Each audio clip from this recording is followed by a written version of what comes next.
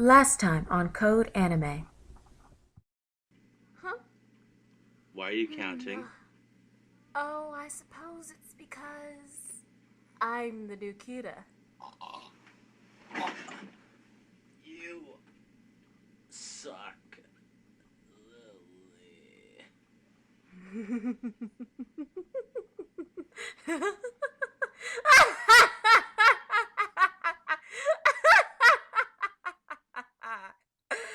Sorry, Nova. Looks like I win.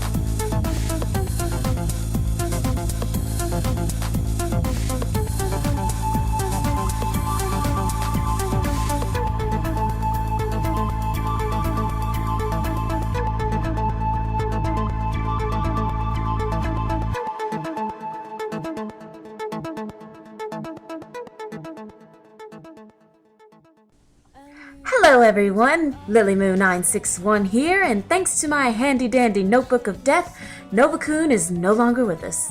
However, if you guys saw the reaction video to the first couple episodes of Fate Stay Night Unlimited Blade Works, you guys are probably wondering why you could hear his voice. It's simple, really. He's haunting me through the internet. Sounds familiar? Well, that's how the story of today's anime series begins. What anime series is that, you ask? Well, I'll be delighted to tell you. Ladies and gentlemen of the anime world, today's anime is an old one, but one you should all know. Today we are talking about Serial Experiments Lain, and as we talk about it, we will encounter questions about a wide array of philosophical subjects. But before we can get to that, let's get some background. Serial Experiments Lain first aired in July of 1998 and ended in September of that same year. The series was directed by the late Ryotaro Nakamura, who died in late June 2013. Other directorial works of his include Episode 5 of Ghost in the Shell Standalone Complex, Episode 2 of Final Fantasy Unlimited, and Kino's Journey, which is another anime I'll be reviewing somewhere down the road. The characters of Serial Experiments Lain were designed by Yoshitoshibe Abe, and the original screenplay was written by Chiaki J. Konaka. Speaking of the writer, yeah, I want to talk to that person because this show, oh boy, this show. I miss Nova, guys. Anyway, the plot of this series focuses on Lain Iwakura, a teenage girl going through normal daily life with her middle-class family.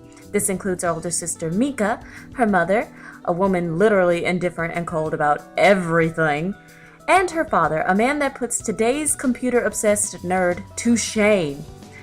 Lain is a quiet girl, and so she doesn't have many friends, just 3 acquaintances she hangs out with from time to time. Within those acquaintances lies Lain's only true friend, Alice Mizuki. So with this setup, you can get the idea that Lain is pretty much a loner with a quiet home life. Nothing really special about that, so why would anyone want to watch this series? Seems like it'd just be a boring slice of life show. And that, my friends, is where you'd be wrong. This series hits you right away with one major event, and this major event sets the pace for the remaining 12 episodes. In the first few minutes of the first episode, the viewer watches a teenage girl commit suicide by jumping from the top of a skyscraper. Not long after, Lain learns that the girls in her class are receiving emails from Chisa Yomada, the girl that committed suicide. Impossible, right? Nova. You know what I'm talking about, don't you? Haunting me and all that. I'm getting off topic. Anyway, later in this episode, when Lain finally uses her outdated computer, which has been buried underneath a pile of stuff, she checks her email and finds one from Chisa. Instead of ignoring it and freaking out like the other girls in her class, she sends one back. Chisa responds, telling her, in real time mind you, that she is not dead. Oh no, apparently she's alive within the Wired, which is basically a virtual reality world connected through telephone and telegraph lines. Chisa goes on to tell Lain that she has merely abandoned her physical body and nothing more. It's within these moments that the series veers off the path of a linear story and begins a tale where Lain explores the Wire to search for the divine God there. Throughout the series, she's confronted with psychological issues of others and herself. Most of the show is centered around the concepts of a mental state of human beings and how technology influences and affects how we communicate. The show also heavily focuses on Lain's loneliness given her introverted nature. So it's a huge twist when the same lonely and quiet girl starts to stand up for herself, which is probably the highlight of the series for me. Lain's character at the beginning of the series is that of a sweet but lonely girl. She's flat out adorable and typically wears bearsuit pajamas when she sleeps. When you first see this character, you just want to hug her and tell her that everything will be okay. Then, within 3 episodes, three's the magic number here, her character transforms. One day she's using an outdated computer. 2 days later, she's got this giant supercomputer that's practically taking over her bedroom. One day she's wearing bear pajamas, the next she's wearing a tank top and a mid-length skirt everywhere she goes, even to bed and everything. One day she's not saying anything, and in the next she's shouting at people to leave her alone. I feel that Lain's character is what makes this story addictive and a thrill to watch up until the very end. She's simply unpredictable, shifting from 2 different personalities throughout the 13 episodes. Watching Lain's metamorphosis is most definitely the highlight of the show. Unfortunately, Lain's character metamorphosis is the only highlight of the show. The other characters don't always mesh with the story that's being told. What I mean by this is that there are characters who pop up and they're given little to no motivation or development, yet are expected to be the ominous bad guys just because Lain reacts to them negatively every single time she sees them. Sorry, but that don't really work. And then later, it looks like Lain is the bad guy of the story, and then after that, it turns out there really is no bad guy, but then the Wire turns into this giant monster thing that's supposed to be a god, and ugh! I mean, my head is just spinning from thinking about it all. Skipping to the animation though, it's another highlight because even though it's really old, it's aged pretty well, especially when it comes to character designs. Another thing that struck me is that it had that Evangelion feel to it as far as how confusing it could get at times with its visual imagery, but at the same time I noticed patterns that brilliantly set the tone of each episode.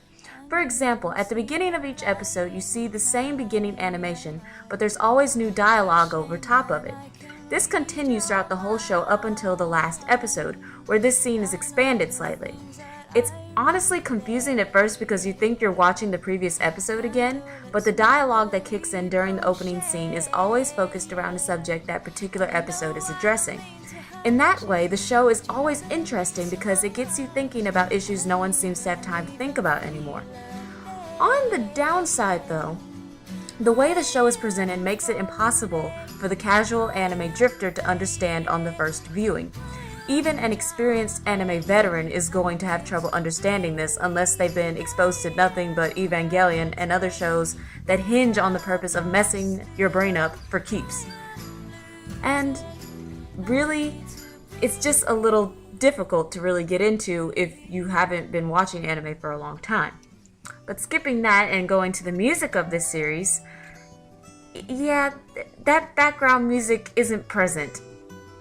Ever. The show does have a really cool opening though called Duvet, and it's pretty much what got me interested in the show in the first place.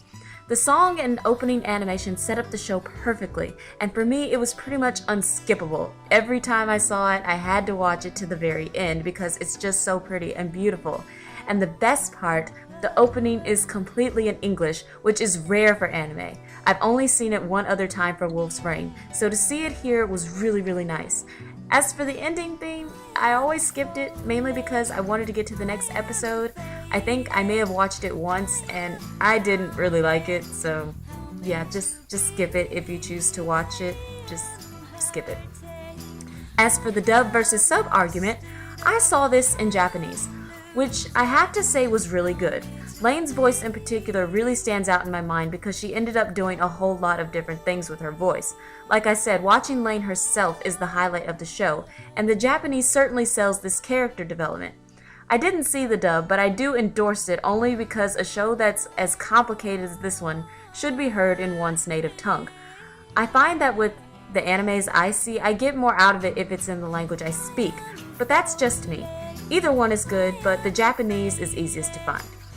So, judging this story on story, characters, animation, music, and my personal enjoyment, I give Serial Experiments Lain a 6 out of 10. But honestly, whether you guys will enjoy it or not depends on what you're looking to see. If you're looking for a show to analyze and study, then this one is perfect for you, because it does require a bit of study to understand. It's a show that's going to make you think. At the same time though, if you're new to anime, don't. Boo-boo, go, no. You turn away, go to somewhere else, go to DBZ, something else, just don't. It's not for the casual anime viewer, and quite frankly, while I enjoyed studying the series and its multiple messages, watching the show wasn't very relaxing for me.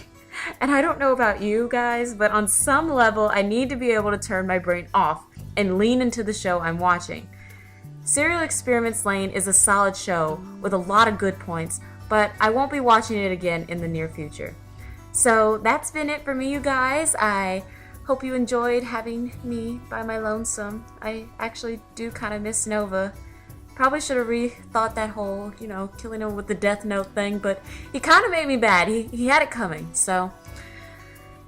Well, I guess this is how it's gonna be from now on, guys. Just me by my lonesome. Anyway, this has been LilyMoo961. I'll see you guys later. Ta-ta! Mwah!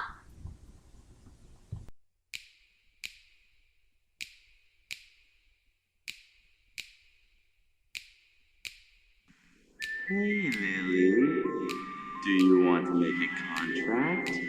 It's to die for.